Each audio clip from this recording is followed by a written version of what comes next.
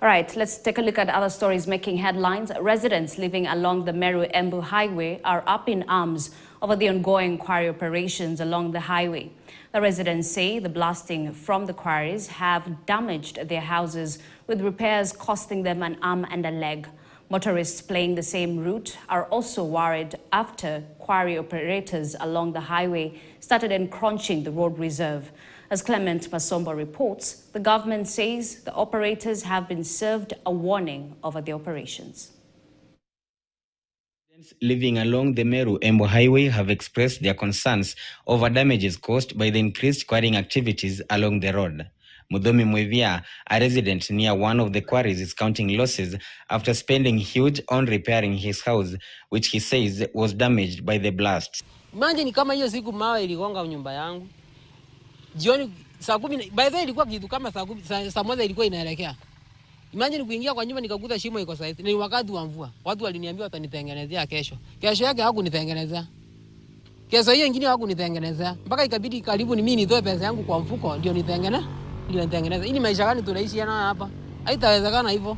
Other than causing damage to houses in the neighborhood, the quarrying activities have also provided room for encroachment, especially towards the road reserve. Kuna issue hii ya quarries ambazo zilionekana ni kama zinaingilia katikati ya barabara, na sisi kama security team tulitembelea huko juzi Tuesday, na tukaweza kuona tukiwa hapo, tukiwa na timu ya watu wa NEMA, tukaweza kuona ile kazi inaendelea huko, na kwa pamoja tukaongea na the quarry owners, tukawakumbusha yale precautions ambazo wanatakana kuchukua kwa kila quarry.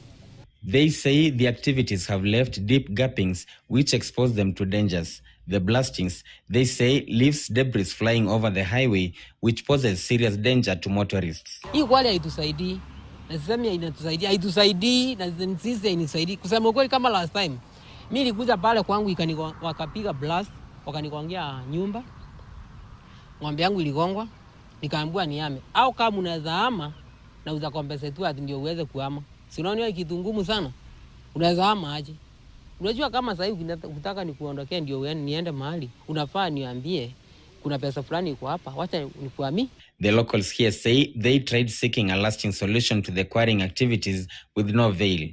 They now want the relevant government agencies to come to their rescue and intervene. Lakini unajua process ya sisi mrefu bwana nani? Kwa sababu ni watu wako na pesa. Akienda Nairobi kufanya hivi, si umeisha wewe. NEMA ndio kitu kile kinaweza kutusaidia. Atukiona makosa, mtu ya NEMA asikue hii hatua. Kwa nini umefanya huyo mtu namna hii?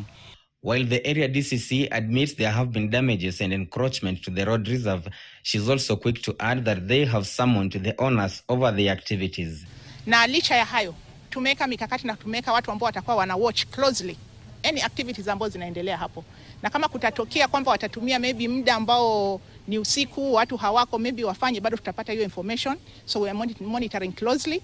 Tumeweka watu hapo wanatuangalilia, na kama kutatokea yeyote yule atataka kuvunja hizo sheria, basi sisi tuko hapa tayari na tutamshika na tuchukuliwe sheria kama vile inahitajika. Clement Masombo, KTN News.